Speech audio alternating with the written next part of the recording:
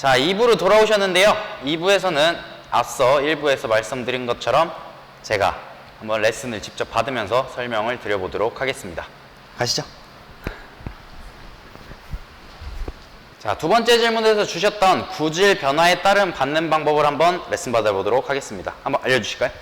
먼저 커트성에 대해서 설명해 드릴게요. 쇼핑풀로 커트공을 받게 되면 민공이 70% 정도 온다고 생각하시면 된다고 말씀드렸잖아요. 그래서 평소에 내가 커트를 하는 각도보다는 조금 더 세워서 공을 내려 찍는다는 느낌으로 공을 쳐주시면 됩니다.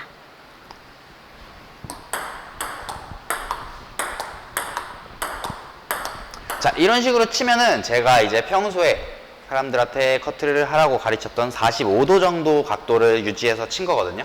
이것보다는 조금 더 세워서 쳐주라는 거. 좀 더 90도에 가깝게, 90도는 아니겠지만 그거보다는 좀 더 높게 벽을 만든다는 느낌으로 좀 더 세워서 한번 해보겠습니다.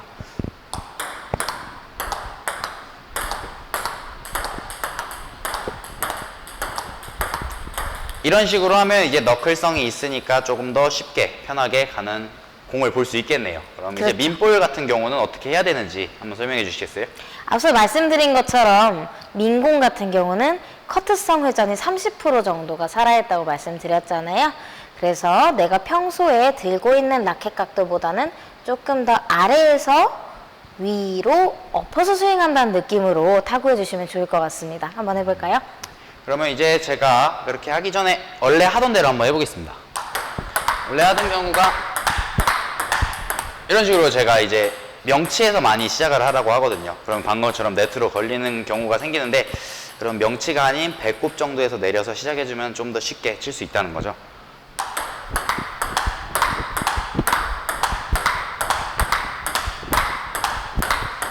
이런 식으로 치면은 훨씬 수월하게 이제 핀풀을 다룰 수 있는 걸 볼 수 있겠네요. 어렵게 큰 건 아니지만 조그만 거부터 차차 연습을 해주시면은 나중에 더 수월하게 칠 수 있을 거라고 봅니다. 자, 이번에 세 번째 질문에서 주셨던 백스트로크 치는 방법에 대해서 한번 배워보도록 하겠습니다. 커트볼하고 민볼 두 가지를 나눠서 한번 알려주실까요? 먼저 민공부터 타구하는 것을 설명해 드릴 텐데요. 평소에 쇼트를 하실 때는 스냅을 사용하시는 쇼트 스윙이 맞는 걸로 알고 있어요. 근데 쇼핑풀로 백스트로크를 조금 더 강하게 타구를 하시려면 세운 상태에서 보내고자 하는 코스로 밀어준다는 느낌으로 타구를 해주시면 조금 더 공이 구질 변화가 많게끔 갈 수 있다고 생각됩니다. 한번 해볼까요? 네, 제가 볼을 드리도록 하겠습니다. 네.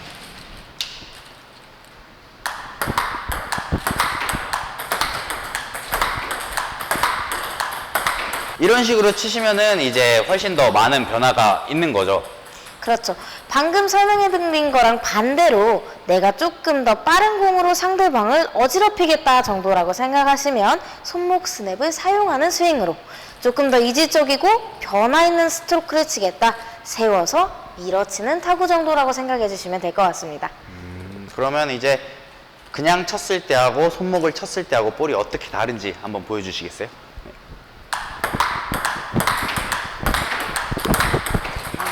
방금 치셨던 게 이제 손목을 안 쓰고 쭉쭉 밀으셨을 때, 그럼 이제 손목을 치셨을 때는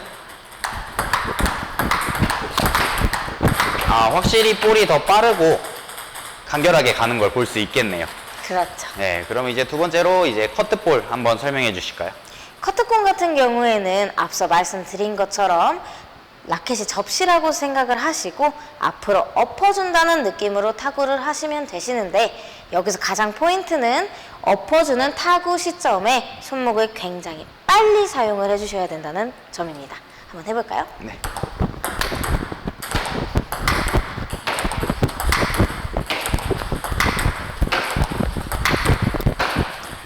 자, 백스트로크 커트볼 같은 경우는 이렇게 살짝 접시 모양을 만들어 주셨다가 빠르게, 그게 포인트라고 하네요. 자, 지금까지 백스트로크 치는 법을 배웠는데, 네 번째 질문에서는 그 볼을 더 깔리게 치는 방법을 알려달라고 하십니다. 한번 알려주실까요?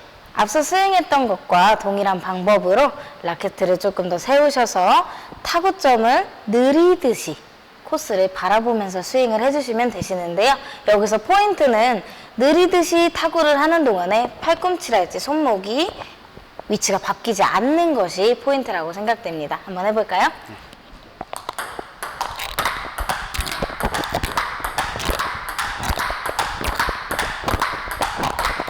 확실히 볼이 더 많이 변화가 있고 밑으로 쭉 네트보다 낮게 깔아 앉으려는 게 보여서 제가 좀 버겁다 보니까 들려고 하게 되긴 하네요.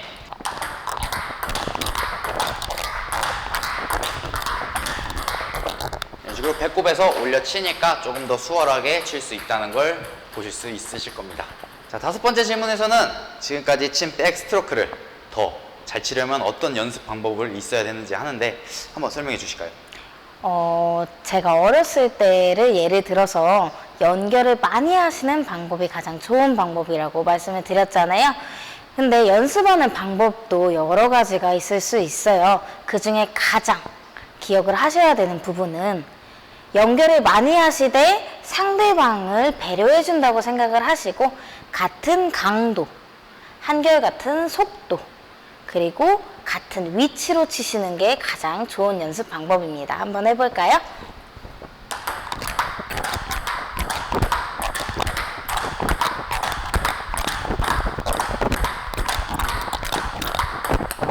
자, 아까보다는 확실히 변화가 없어서 배려를 해주신 건지 모르겠지만 훨씬 넘기기가 수월하긴 하네요. 보통 이제 초등학교 때라고 하셨지만 연결 연습을 초등학교 때 많이 하잖아요. 이제 그때 얼마 정도, 어느 정도 연결량이 있었는지. 보통 어린 시절 때 운동을 할 때에는 쇼트뿐만 아니라 모든 기술들을 각 코스별로 100개, 200개씩 한 번씩 연결을 이렇게 하는데 우리 동호인 분들께서는 한 코스당 자신의 한계치를 지정을 하시고 매일매일 5개, 6개, 7개 이렇게 순차적으로 늘려가시는 방법이 몸에 무리를 주지 않을 수 있는 가장 좋은 방법입니다.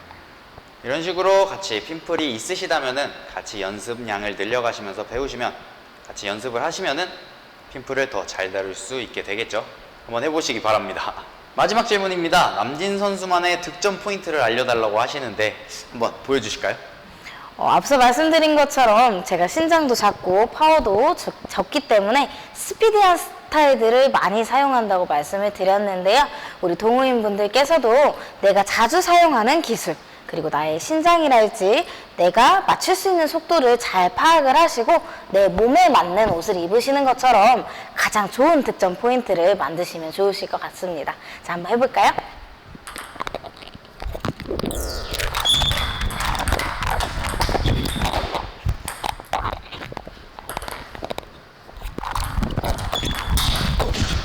깜짝 놀래요. 확실히 득점 포인트라 그런지 굉장히 간결하고 빠르긴 하네요. 지금까지 남진 선수와 같이 한번 지금까지 배웠던 토크를 토대로 한번 레슨을 배워보았는데요. 3부에서는 남진 선수와 똑같이 한 세트 게임을 진행해 보도록 하겠습니다. 남진 선수, 3부로 가시죠!